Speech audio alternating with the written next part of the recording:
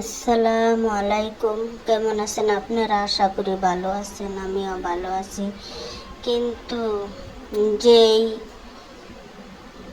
ভূমিকম্প শুরু হয়েছে, ভালো আর থাকা হলো না। আর আপনারা কেমন আছেন সবাই কমেন্টে জানায়েন। তো আমগো এদিকে আতঙ্ক শুরু হয়ে গেছে, অনেক আতঙ্কর মধ্যে আছি আমরা। তিনবার ভূমিকম্প হইল।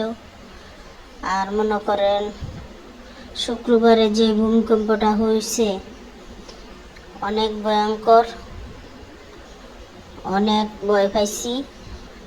মনে করেন দরজা জানালা সব কেঁপে উঠছে, সব কিছু পড়ে গেছে উপরের নিচে। তো আমরা অনেক ভয় পাইছি।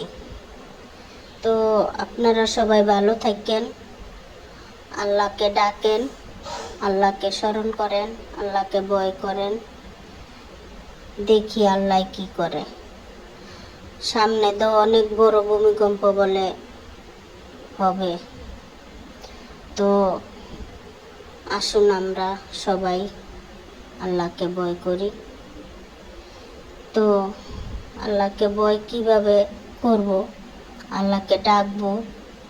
আর আমরা খারাপ কাজ করব না, ভালো কাজ করব, ভালো ভালো দৃশ্য দেখব, ভালো ভালো কাজ করব।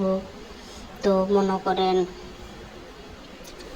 রান্না বান্নায় এসেও এইসব কথা বলা ঠিক না, তারপরও না বলে পারলাম না।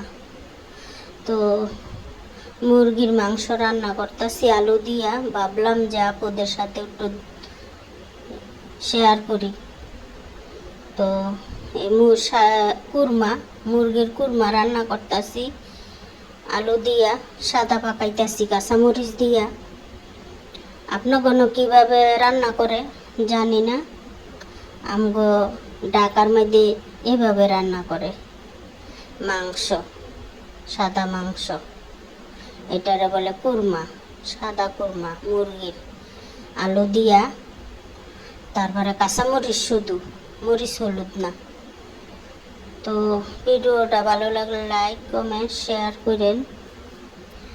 তো আজ এই পর্যন্তই, অন্য কোনো ভিডিওতে দেখা হবে। তো খোদা হাফেজ।